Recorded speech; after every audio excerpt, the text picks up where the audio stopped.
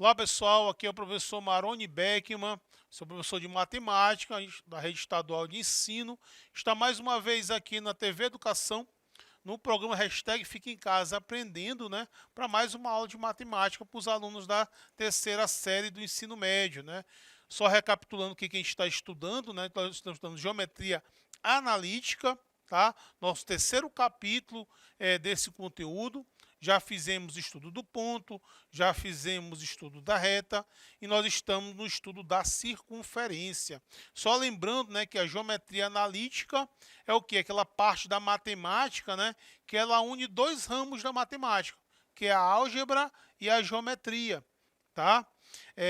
O que quer dizer isso? Quando você estuda, por exemplo, uma reta, analiticamente, você não olha só as propriedades, a forma daquela reta, né? Não é só isso que vai nos interessar. A gente vai representar aquela reta por uma equação. Tá? Então você junta o elemento que é lá da geometria, que é a reta, com a equação, que é um elemento lá da álgebra, e junta as coisas. Tá? Então, quando você analisa analiticamente as formas, você utiliza a álgebra, que é aquelas expressões com letras, com equações.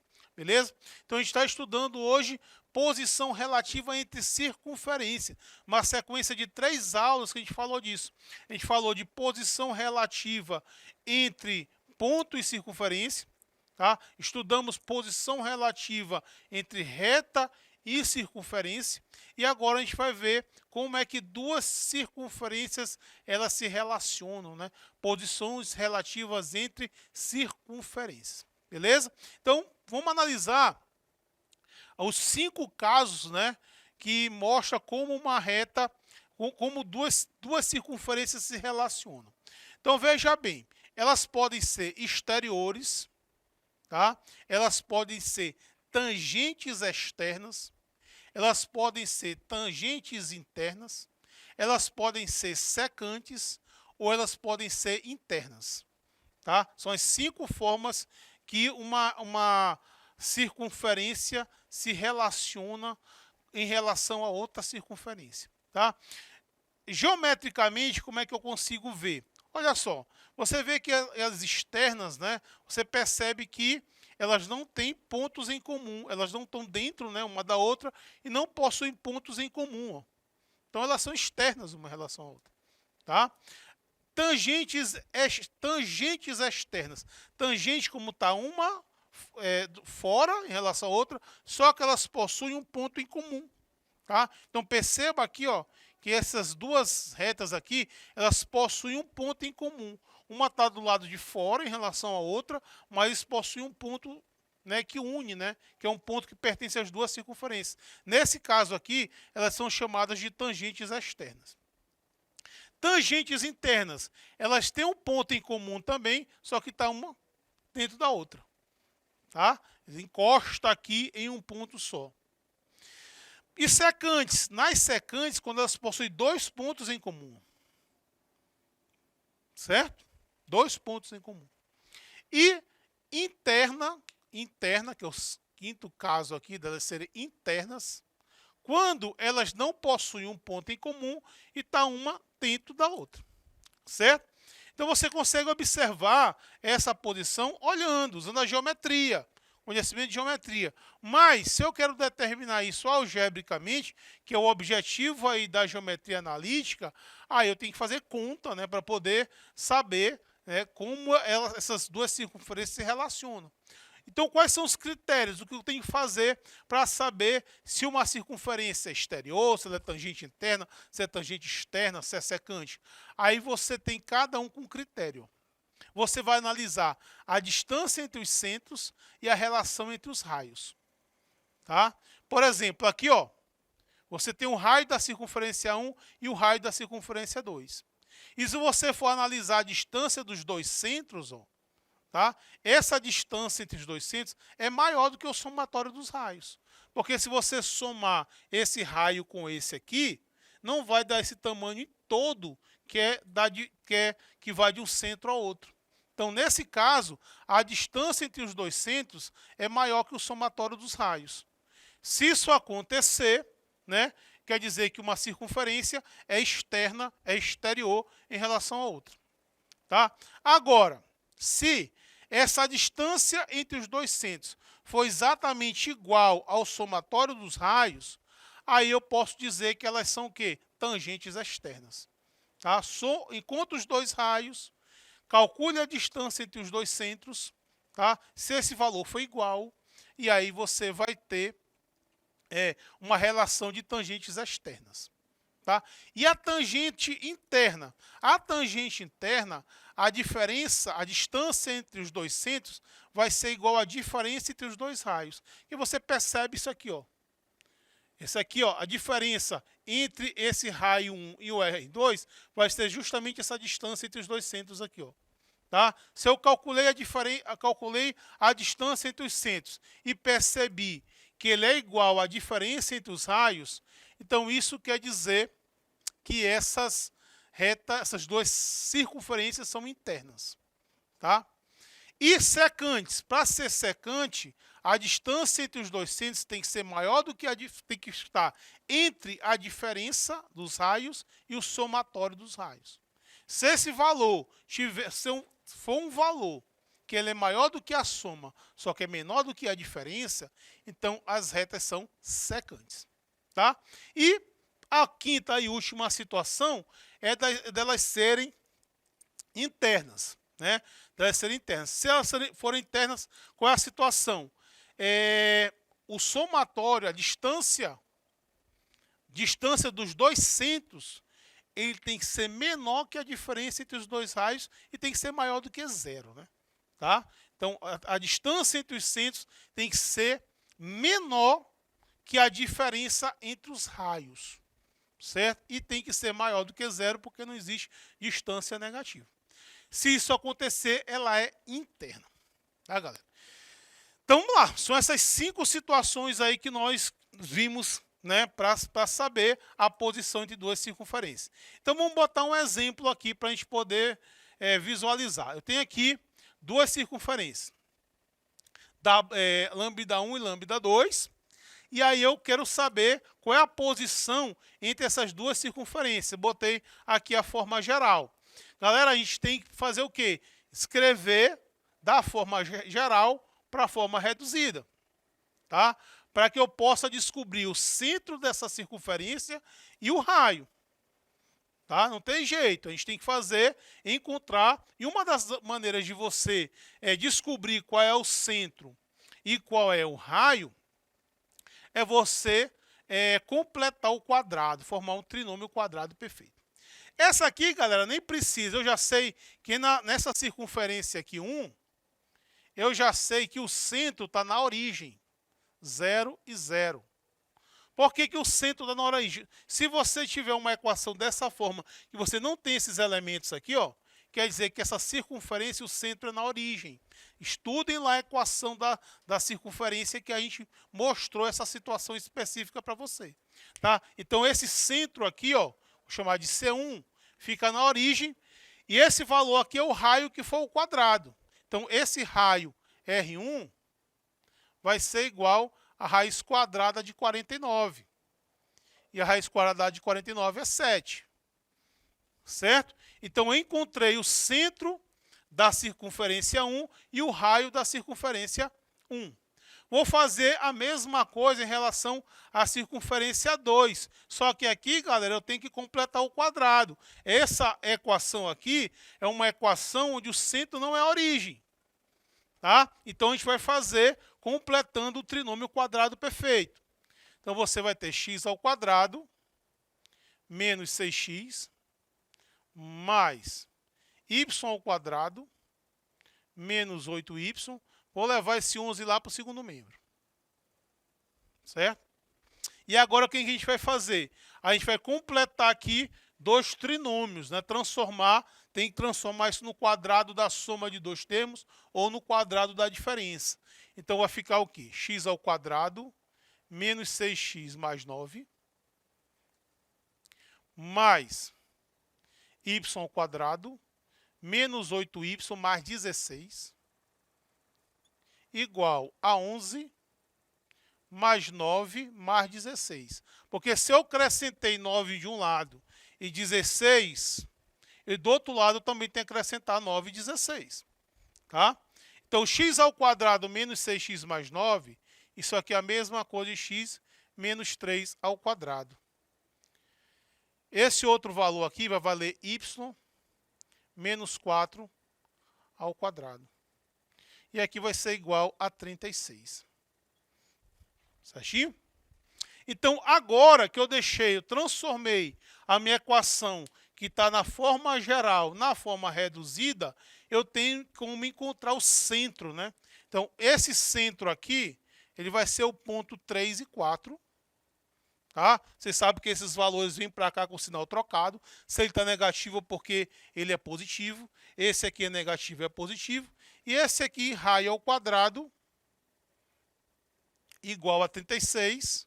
Você tem que o raio da circunferência 2 é igual a raiz quadrada de 36.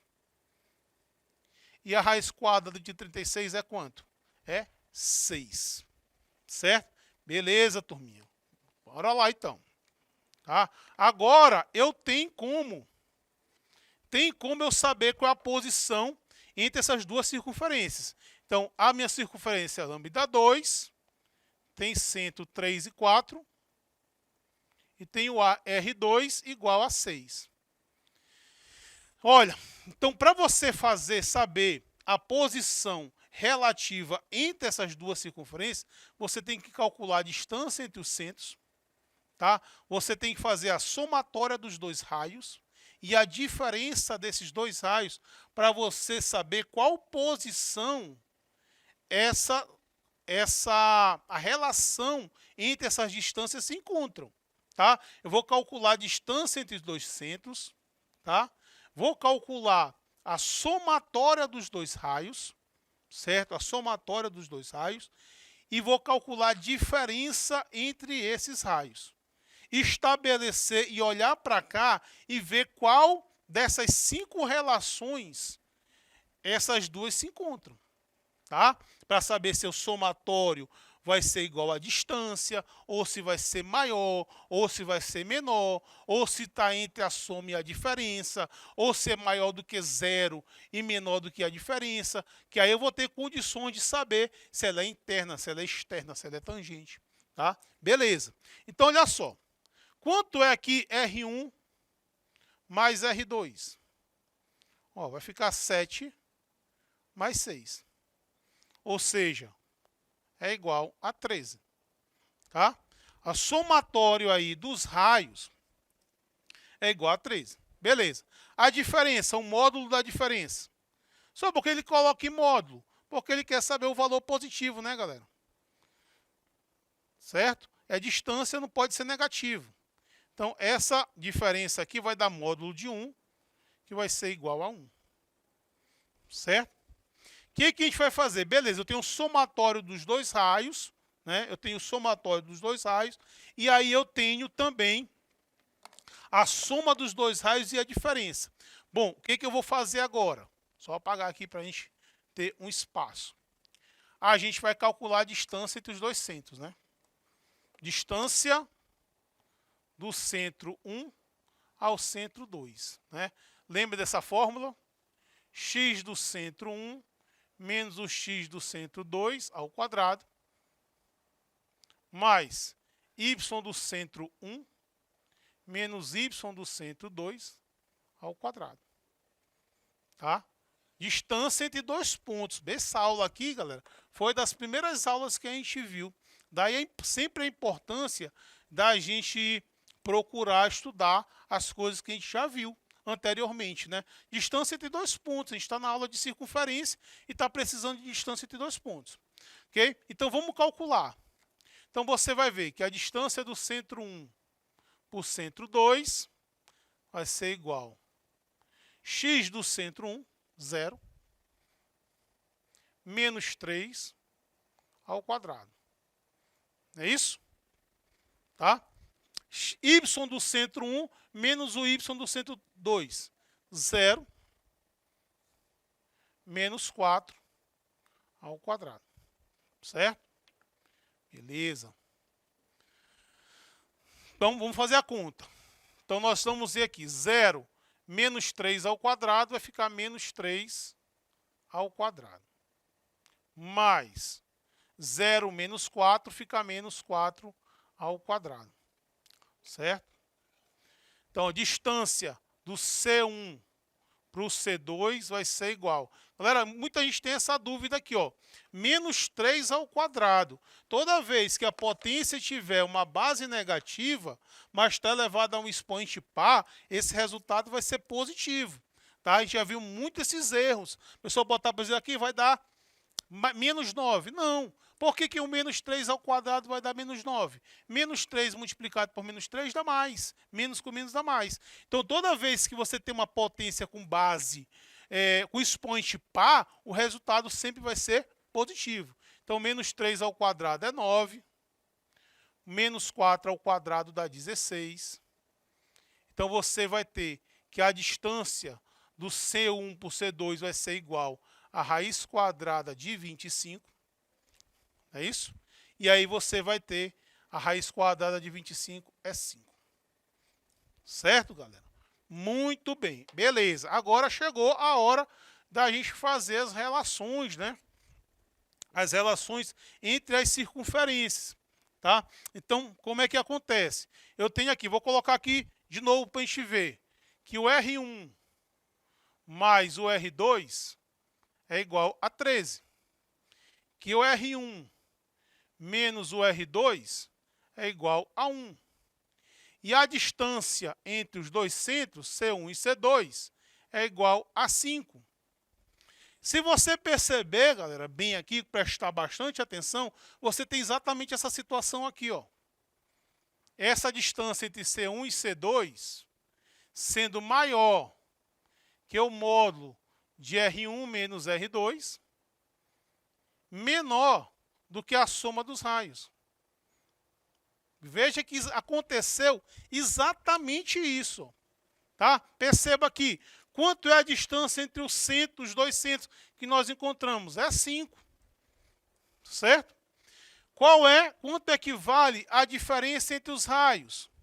Essa diferença entre os raios deu 1. Quanto é que deu a somatória dos raios? Essa somatória dos raios deu 13. Ora, isso aqui não é verdade? O 5, ele é maior do que 1 e é menor do que 13. Ou seja, a distância entre os dois centros, ao mesmo tempo que ela é menor que a somatória dos raios, ela é maior do que a diferença entre eles. Tá? Então, qual é dessas 5 relações que nós vimos aqui que encaixa no que a gente viu? Elas são secantes. Elas tem essas situações aí de encostar em dois pontos. Secantes. Só dá trabalho, né, professor? Dá, realmente. Só tem uma outra forma de eu fazer a mesma coisa. Galera, uma outra forma é você montar um sistema, né, com essas duas equações, tá? E aí você vai encontrar uma equação do segundo grau. Se essa equação do segundo grau que você encontrar der um delta positivo, isso quer dizer que elas são secantes, porque vão ter dois pontos em comum. Uma equação do segundo grau com delta positivo são duas soluções que você tem. Tá? Então, uma outra maneira de você observar essas relações é você fazendo um sistema com as duas equações. Se não for assim, é dessa forma. Encontrar os centros, tá? Encontrar os centros, fazer a somatória dos raios, a diferença entre os raios e fazer essa comparação, tá? Para você ver em qual dessas 5 situações elas se encaixam na definição de cada uma delas. Fazendo isso, você vai conseguir saber se ela é tangente, se é tangente externa, se é tangente interna, se é externa, se ela é secante. Uma dessas relações que a gente viu. Beleza, galera? Então, finalizando mais uma aula de geometria analítica. Estudem, vão lá na plataforma, assistam essa aula novamente, tiram as dúvidas, certo? E já sabe, né? Um abraço, hashtag fica em casa, aprendendo.